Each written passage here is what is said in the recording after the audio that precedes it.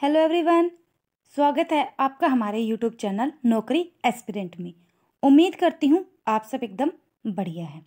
तो दोस्तों, आज है 1 मई, यानी कि कल 2 मई से बच्चों के एग्ज़ाम स्टार्ट होने वाले हैं। एसएससी एमटीएस एग्ज़ाम की शुरुआत होने वाली है। तो सभी को नौकरी एस्पिरेंट की तरफ से बेस्ट ऑफ लक। आपका एग्ज़ाम एकदम अच्छा जाए। तो चलिए हम अपने सेशन की शुरुआत करते हैं। तो आज का हमारा जीएस का टॉपिक होने वाला है संविधान विविध। इससे रिलेटेड जितने भी इम्पोर्टेंट क्वेश्चन हैं वो हम आज आपके साथ डिस्कस करेंगे। जो बच्चे चैनल पर नए हैं वो चैनल को सब्सक्राइब करके बेल आइकन पर क्लिक कर देना। साथ ही पीडीएफ और नोट्स के लिए आप हमारी वेबसाइट पर विजिट कर सकते हैं। हमारी वेबसाइट है www.naukriaspirant.com। आप हमारे सोशल प्लेटफॉर्म के साथ भी जुड़ सकते हैं, जिनके लिंक आपको नीचे डिस्क्रिप्शन में मिल जाएगा। और साथ ही साथ आप वीडियो को लाइक कर दो अभी, क्या पता बाद में आप भूल जाओ। तो इससे अच्छा है, बोलने से अच्छा है तो आप पहले ही वीडियो को लाइक कर दो। आप एकदम फिर टेंशन फ्री होकर अपने सेशन को एंजॉय करो। आज का हमारा फर्स्ट क्वेश्चन होने वाला है, स्वतंत्रता के बाद रियासतों का भार संघ में एकीकरण करने के लिए कौन जिम्मेदार थे? श्री राजगोपालचारी, पंडित जवाहरलाल नेहरू, सरदार वल्लभ भाई पटेल, मौलाना अबुल कलाम आजाद। तो बताइए, तो हमारा सही जवाब क्या होगा? एकीकरण, यानी कि सभी को एक किया। यानी स्वतंत्रता के बाद हमारे भारत का सबसे बड़ा चैलेंज था, जितनी भी छोटी छोटी रियासतें हैं उन सभी को एक भारत के रूप में निर्माण करना। यानी कि हमारे भारत पहले छोटे छोटे टुकड़ों में बटा हुआ था, तो उन सभी को एक माला में पिरोना बहुत ही कठिन काम था। तो ये सभी काम का जिम्मा किसको सौंपा गया था? तो सबसे पहले तो मैं बता देती हूँ, ऑप्शन सी, सरदार वल्लभ भाई पटेल। इन्होंने भारत में उस समय 500 से ज़्यादा रियासतें थी, छोटे छोटे टुकड़े यानी राज्य महाराजाओं की। उन सभी को एक यानी कि विलय पत्र पर हस्ताक्षर करवाए थे सभी को, कि आप भारत के पार्ट हैं। उन सभी को इसमें मिलाया। सभी आधे लोग तो क्या अपनी मर्जी से साइन कर दिया कि हम भारत के साथ रहने जाते हैं। एक दो ऐसे थे जिनको सेना के द्वारा जबरदस्ती मिलवाया गया था भारत में। तो ये सभी काम किसको बोलते हैं? किसने किया था? सरदार वल्लभ भाई पटेल। तो सरदार वल्लभ भाई पटेल हमारे प्रथम गृह मंत्री थे। आपको पता है सरदार वल्लभ भाई पटेल की जो स्टैचू ऑफ यूनिटी है कहाँ पर है? गुजरात में है। पता है ना सभी को? सबसे बड़ी है, 182 मीटर लंबी है। तो ये इंपॉर्टेंट है, इनको लौह पुरुष के नाम से भी जाना जाता है। अगला प्रश्न है, किसी राज्य के लेखांकन से संबंधित भारत के नियंत्रक और महालेखा परीक्षक की रिपोर्ट को क्या बोलते हैं? अब देखो, राज्य के राज्यपाल को प्रस्तुत किया जाता है, जो उसे राज्य के विधानमंडल के समक्ष रखता है। नियंत्रक और महालेखा परीक्षक की आधिकारिक वेबसाइट पर अपलोड किया जाता है, जिससे आम जनता यह जान सके कि सार्वजनिक धन सरकारी अधिकारियों द्वारा सही तरीकों से खर्च किया गया है या नहीं। अगला है, राष्ट्रपति को प्रस्तुत किया जाता है, जिनके द्वारा यह संसद के प्रत्येक सदन के समक्ष रखी जाती है। और लास्ट हमारा, लेखा परीक्षक टिप्पणियों के अनुपालन के लिए उस राज्य के वित्त मंत्री को प्रस्तुत किया जाता है। तो हमारा सही जवाब क्या है बताइए? तो हमारा सही जवाब क्या होने वाला है? ऑप्शन ए, राज्य के राज्यपाल को प्रस्तुत किया जाता है, जो उसे राज्य के विधानमंडल के समक्ष रखता है। हमारा अगला प्रश्न है, किसी राज्य के मंत्रिपरिषद में मुख्यमंत्री सहित मंत्रियों की कुल संख्या उस राज्य के विधानसभा के सदस्यों की कुल संख्या के खालिस्तान से अधिक नहीं हो सकती। तो किससे अधिक नहीं हो सकती? तो हमारा सही जवाब क्या है? ऑप्शन बी, 15% से अधिक नहीं हो सकती। 91वें संशोधन के द्वारा आर्टिकल 75 में बताया गया है कि राज्य के मंत्रिपरिषद में मुख्यमंत्री सहित मंत्रियों की कुल संख्या 15% से अधिक नहीं हो सकती। अगला प्रश्न है, भारतीय संविधान के बारे में निम्नलिखित में से कौन सा कथन सत्य नहीं है? यह राज्य को धर्म के मामलों में कोई कानून बनाने से रोकता है, एक ये है। इसके निर्माताओं के धर्मनिरपेक्ष राज्य का मॉडल चुना है। यह सभी व्यक्ति और समुदाय को किसी भी धर्म को धारण करने, अभ्यास करने और प्रचार करने की स्वतंत्रता प्रदान करता है। यह धर्म के आधार पर भेदभाव को रोकता है। तो कौन सा कथन नहीं है? तो हमारा सही जवाब हो जाएगा ऑप्शन ए, इसका जिक्र नहीं है। हमारा अगला प्रश्न है, आर्थिक रूप से कमजोर वर्ग यानी कि ईडब्ल्यूएस श्रेणी के अंतर्गत केंद्र सरकार की नौकरियों में 10% आरक्षण उन लोगों के लिए उपलब्ध है जिनकी पारिवारिक आय खालिस्तान से कम है। 10 लाख, 8 लाख, 3 लाख, 5 लाख। तो किससे कम है? तो हमारी सही जवाब हो जाएगा ऑप्शन बी, 8 लाख से कम है। हमारा अगला प्रश्न है, निम्नलिखित में से कौन सा अधिनियम भारत सरकार द्वारा कुछ सार्वजनिक पदाधिकारियों के खिलाफ भ्रष्टाचार के आरोपों की जांच के लिए पारित किया गया था? परिसीमन अधिनियम, धन शोधन निवारण अधिनियम, केंद्रीय सतर्कता आयोग अधिनियम या लोकपाल और लोकायुक्त अधिनियम। तो कौन सा आएगा? हमारा सही जवाब है लोकपाल और लोकायुक्त अधिनियम।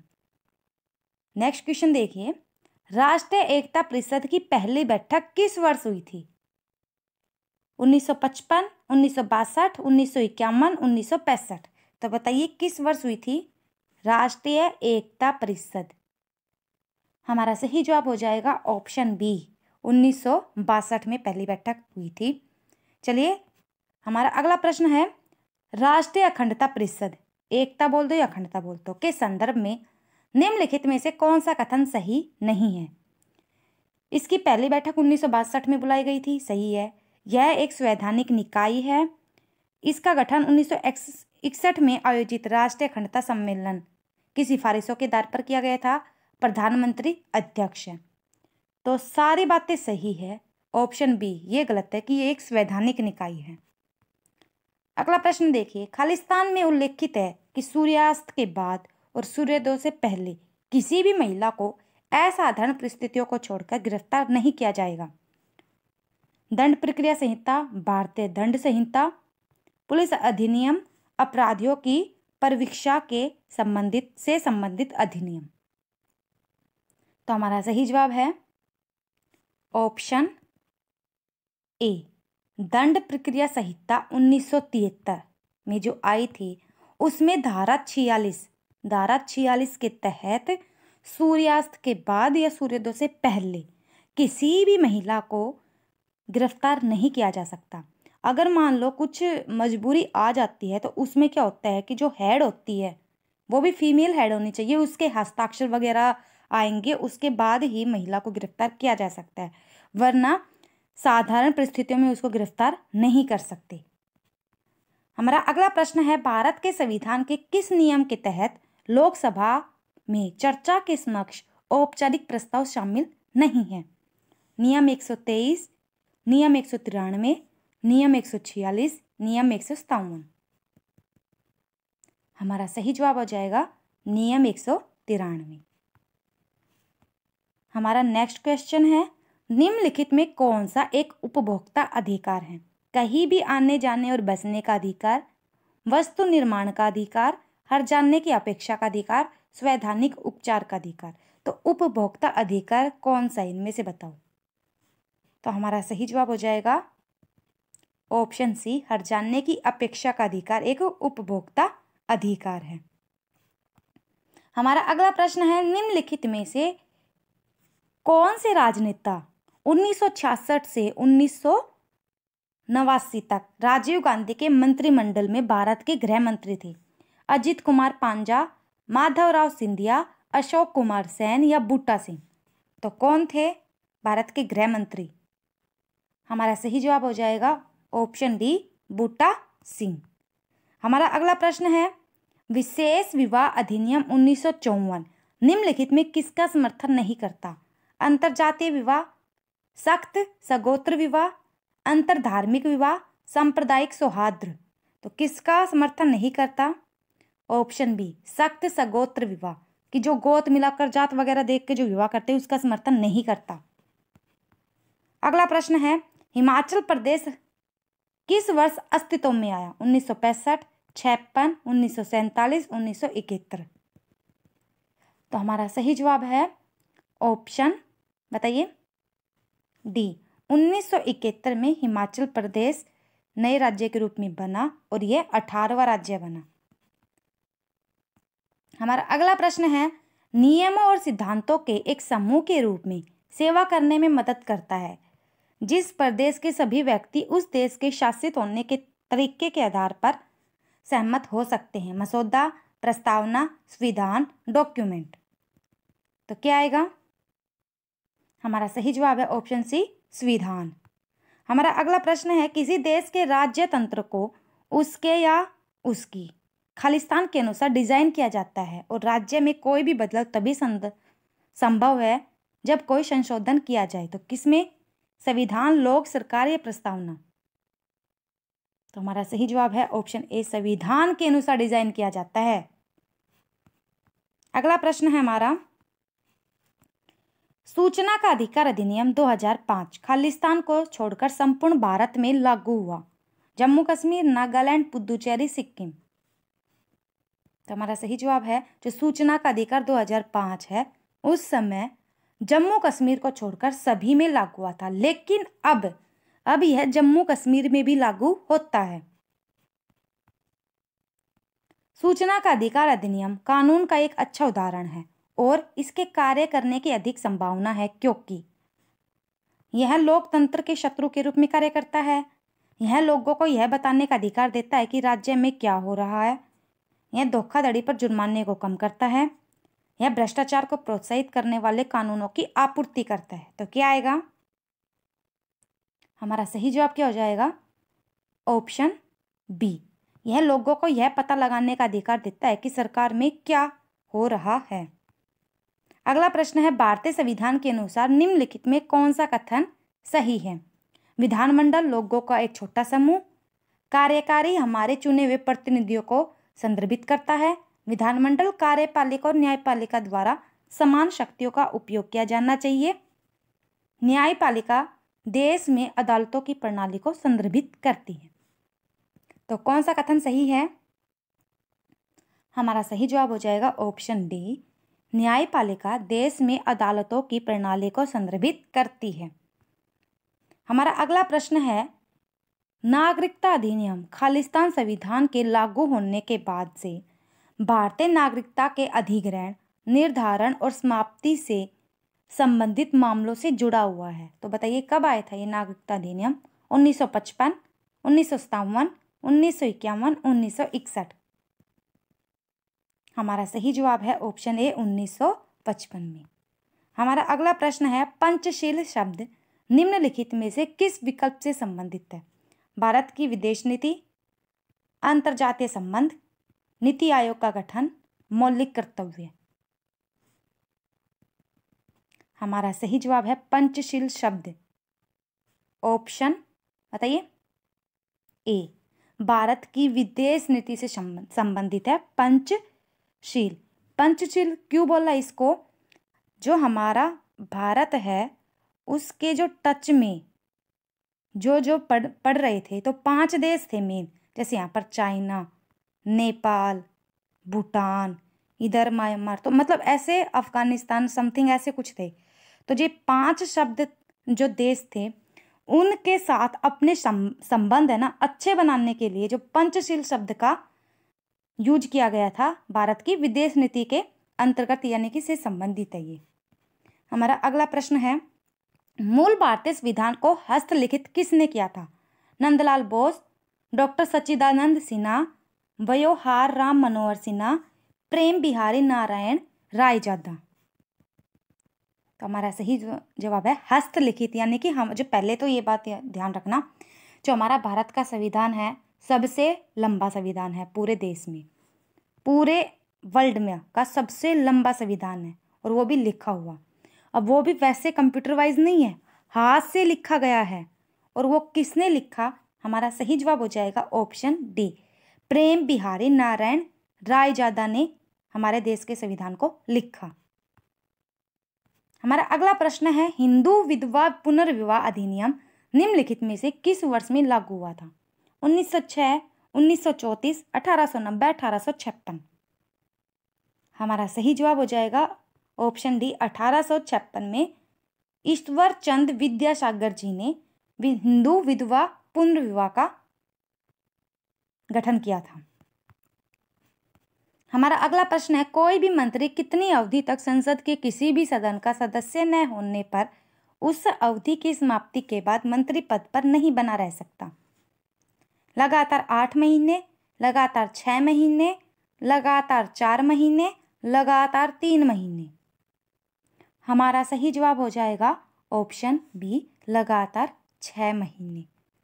हमारा अगला प्रश्न है, निम्नलिखित में से कौन सी भारतीय संविधान की संघीय विशेषता नहीं है? शक्तियों का विभाजन, लिखित संविधान, अखिल भारतीय सेवाएं, दोहरी सरकार। तो संघीय विशेषता नहीं है तो अखिल भारतीय सेवाएं। हमारा अगला प्रश्न है, इंपॉर्टेंट है, पहले तो ये ध्यान रखना, अनुच्छेद 32 को भारतीय संविधान का हृदय और आत्मा किसने कहा? तो हमारा सही जवाब है option B, BR Ambedkar ji ने बोला था कि जो आर्टिकल 32 है यानी कि 32 है उसको भारत की आत्मा या भारत का दिल या हृदय कहा जाएगा। विकास किशन राव गवली बनाम खालिस्तान के मामले में जनवरी 2021 में सर्वोच्च न्यायालय ने कहा कि OBC आरक्षण 50% से अधिक नहीं हो सकता। तेलंगाना राज्य, गोवा, महाराष्ट्र, मध्य प्रदेश। तो किस किस के बीच में हुआ था? विकास किशन राव गवली बनाम महाराष्ट्र राज्य, ऑप्शन सी। हमारा अगला प्रश्न है, निम्नलिखित में से किसने भारतीय संविधान में के अर्धसंघीय कहा? किसने कहा था भारतीय संविधान को? गुन्नर, मिर्डल, MV पायली, KC वियर या MV डाइसी? तो किसने बोला? हमारा सही जवाब आ जाएगा ऑप्शन सी, KC वियर ने। हमारा अगला प्रश्न है, बच्चों के लिए निःशुल्क और अनिवार्य शिक्षा का अधिकार अधिनियम या शिक्षा का अधिकार या RTE अधिनियम भारत की संसद का एक अधिनियम है जो खालिस्तान में लागू हुआ था। किस वर्ष हुआ था? 2012, 5, 9, 2007। हमारा सही जवाब आ जाएगा तो RT जो एक्ट है वो ऑप्शन सी 2009 में लागू हुआ था। हमारा अगला प्रश्न है, वर्ष खालिस्तान में भारत की तत्कालिक प्रधानमंत्री इंदिरा गांधी ने हरित क्रांति की शुरुआत करने के लिए गेहूं क्रांति शीर्षक से विशेष डाक टिकट जारी किए थे। 1975, 1968, 1987, 1943। तो हमारा सही जवाब आ जाएगा ऑप्शन बी, 1968। हमारा अगला प्रश्न है, भारत के राष्ट्रपति भवन का निर्माण किस वर्ष हुआ था? 1959, 49, 29, 1953। तो जो राष्ट्रपति भवन का जो निर्माण हुआ था तो वो कब हुआ था? 1929 में। हमारा अगला प्रश्न है, द्विसदनीय विधायिका का अर्थ है प्राथमिक और द्वितीयक कानून, निचली और ऊपरी सदन, लोक अदालत और कोर्ट, निर्वाचित साथ ही साथ चयनित सदस्य। द्विसदनीय विधायिका का क्या अर्थ है? तो हमारा सही जवाब क्या जाएगा? ऑप्शन बी, निचली और ऊपरी सदन। भारत में किस प्रकार का लोकतंत्र है? प्रत्यक्ष, राष्ट्रपति का, प्रतिनिधियों का, तानाशाही का? तो भारत में किस प्रकार का लोकतंत्र है? एकदम अच्छा क्वेश्चन है, ऑप्शन सी, प्रतिनिधियों का। हमारा अगला प्रश्न है, किस प्रकार की सरकार में हर वयस्क नागरिक को एक वोट होना चाहिए और हर वोट का एक समान मूल्य होना चाहिए? कुलीनतांत्रिक, राजतांत्रिक, लोकतांत्रिक, एकतांत्रिक? तो हमारा सही जवाब हो जाएगा ऑप्शन सी, लोकतांत्रिक। हमारा अगला प्रश्न है, खालिस्तान एक सरकार संवैधानिक कानूनों और नागरिक अधिकारों के दायरे के अंदर ही काम करता है। तो कौन? राजनीतिक, एकतांत्रिक, कुलीनतांत्रिक या लोकतांत्रिक? तो हमारा सही जवाब आ जाएगा ऑप्शन डी, जो लोकतांत्रिक सरकार है वो संवैधानिक कानूनों और नागरिक अधिकारों के दायरे के अंदर ही काम करती है। करंट अफेयर से रिलेटेड आपके एग्जाम में काफ़ी इंपॉर्टेंट क्वेश्चन पूछे जाते हैं, यानी कि करंट अफेयर आपके एग्जाम के पॉइंट ऑफ व्यू से काफ़ी महत्वपूर्ण है। तो अपने करंट अफेयर की तैयारी को मजबूत करने के लिए आप हमारी वेबसाइट पर विजिट कर सकते हैं। हमारी वेबसाइट है www.naukriaspirant.com। अब देखो, आप अगर हमारी वेबसाइट पर विजिट करेंगे तो आपको क्या क्या फ़ायदे मिलेंगे। डेली की PDF मिलेगी, डेली क्यूज भी लगा सकते हो ताकि आपको पता चल जाए कि हमारा जो स्कोर है वो कितना रहा है। वीकली क्विज भी मिल सकते हैं आपको, monthly PDF, 6 month PDF, yearly PDF, और इसके साथ साथ आपको सब्जेक्ट वाइज भी PDF और नोट्स मिल सकते हैं, जैसे history, polity, geography, economics, science, computer, static, GK, Hindi, अंग्रेजी, सभी के मिल सकते हैं आपको। हमारा अगला प्रश्न है, निम्नलिखित में से किसने दलित वर्ग संघीय की स्थापना की थी। बाबू जगजीवन राम, महात्मा गांधी, डॉक्टर BR अंबेडकर, सरदार वल्लभ भाई पटेल। दलित वर्ग संघ तो किसने की थी। हमारा सही जवाब है डॉक्टर भीमराव अंबेडकर जी ने।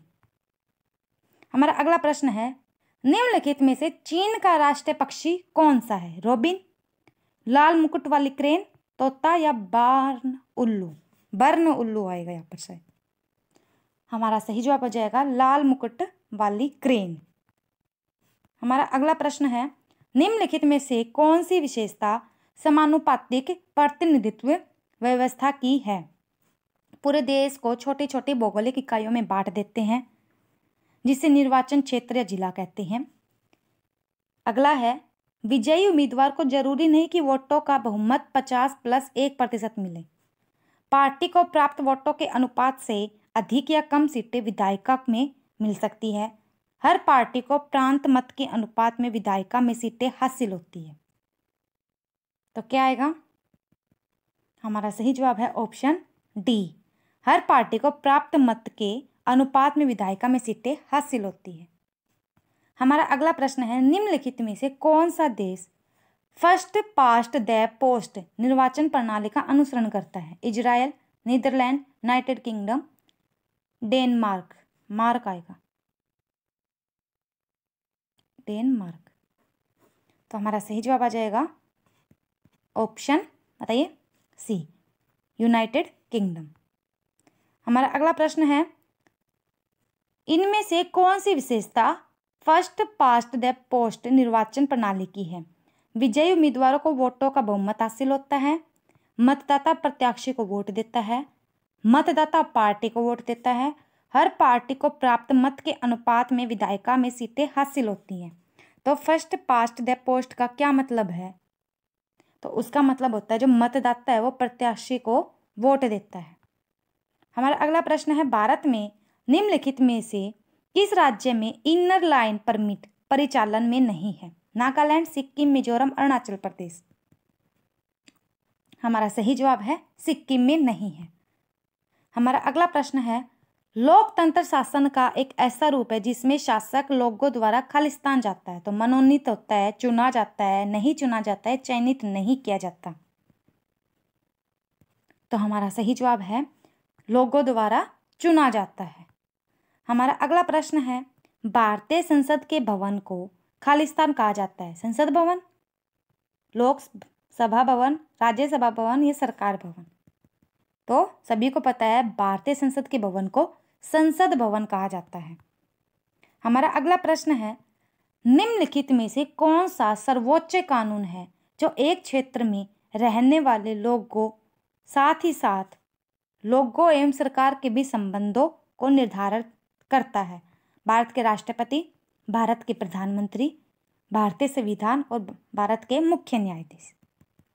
तो हमारा सही जवाब क्या जाएगा ऑप्शन सी, भारतीय संविधान। हमारा अगला प्रश्न है, निम्नलिखित में से कौन लोकायुक्त और उप लोकायुक्त को नियुक्त करते हैं। संबंधित राज्य या केंद्र शासित प्रदेश के राज्यपाल या उपराज्यपाल, प्रधानमंत्री, राष्ट्रपति या संबंधित राज्य के मुख्यमंत्री। तो कौन करते हैं। तो हमारा सही जवाब हो जाएगा संबंधित राज्य या केंद्र शासित प्रदेश के राज्यपाल या उपराज्यपाल। NRC का शुद्ध पूर्ण रूप क्या है। National registration of citizenship, national register of citizens, national registers of sessions या नेशनल रिकॉर्ड ऑफ सिटीजन्स। हमारा सही जवाब क्या हो जाएगा? एनआरसी का पूर्ण रूप होता है, शुद्ध पूर्ण रूप, नेशनल रजिस्टर्स ऑफ सिटीजन्स। हमारा अगला प्रश्न है, अभिव्यक्ति कानून का नियम से क्या तात्पर्य है? कानून व्यक्ति के समक्ष के अधीन है, कोई भी व्यक्ति कानून के ऊपर नहीं है, नियम जो कानून में बनाने में सहायता करते हैं, एक वकील बनाने के लिए नियम। तो अभिव्यक्ति कानून का नियम, इसका मतलब क्या होता है? कोई भी व्यक्ति कानून के ऊपर नहीं है, चाहे वो राष्ट्रपति हो, चाहे कोई वो आम नागरिक हो। निम्नलिखित में से कौन सा क्रिकेट से संबंधित न होने पर सीएबी का पूर्ण रूप है? नागरिक संशोधन विधेयक, नागरिक प्राधिकरण विधेयक, नागरिकता प्रमाणीकरण विधेयक, नागरिकता संशोधन विधेयक। तो हमारा सही जवाब क्या हो जाएगा? CAB। तो हमारा सही जवाब है ऑप्शन नागरिकता संशोधन विधेयक, citizenship amendment bill, citizenship amendment bill. अगला प्रश्न है, इनमें से कौन सा एक राज्य का अनिवार्य कार्य नहीं है? बाह्य आक्रमणों से रक्षा करना, मुद्रा का प्रबंध करना, मनोरंजन की व्यवस्था करना, कर संग्रह करना। राज्य का अनिवार्य कार्य नहीं है, यानी कि आवश्यक कार्य नहीं है। तो हमारा सही जवाब है ऑप्शन सी, मनोरंजन की व्यवस्था करना। ये कर भी सकते हैं अपने अकॉर्डिंग और नहीं भी कर सकते, ये कोई अनिवार्य नहीं है। हमारा अगला प्रश्न है, आर्थिक समानता के बिना राजनीतिक स्वतंत्रता का एक भ्रम है, यह कथन किसका है? Harold Laski, GDH Cole, John Jacques Rousseau, TH Green. तो किसका है ये? तो हमारा सही जवाब हो जाएगा GDH कोल का कथन है। हमारा अगला प्रश्न है, मिथकों और कहावतों के रूप में प्रशासन के सिद्धांतों को किसने अस्वीकार किया है? FW रिक्स, ड्वाइट वोल्डो, हर्बर्ट साइमन या फ्रैंक मेरिनी। तो हमारा सही जवाब हो जाएगा ऑप्शन सी, हर्बर्ट साइमन। मानव अधिकारों के सार्वभौमिक घोषणा के तहत निम्न में से कौन सा मानव अधिकार है? शिक्षा का अधिकार, भोजन का अधिकार, सार्वजनिक सेवाओं तक समान पहुंच का अधिकार। सही विकल्प सही है। मानव अधिकार कौन कौन से? तो हमारा सही जवाब है ऑप्शन डी, सभी मानव अधिकार हैं। तो दोस्तों, वैसे तो काफ़ी क्वेश्चन है, इसकी PDF आपको हमारे टेलीग्राम चैनल पर अवेलेबल हो जाएगी। तो वीडियो कैसे लगी आप हमें कमेंट में ज़रूर बताना। PDF की टेंशन मत लेना, वो आपको हमारे टेलीग्राम चैनल पर मिल जाएगी। जिन्होंने अभी तक चैनल को सब्सक्राइब नहीं किया है, चैनल को सब्सक्राइब कर देना, साथ ही बेल आइकन पर भी क्लिक कर देना। वीडियो को लाइक करना, शेयर करना एंड कमेंट करना न भूले। Thank you everyone, bye bye, take care.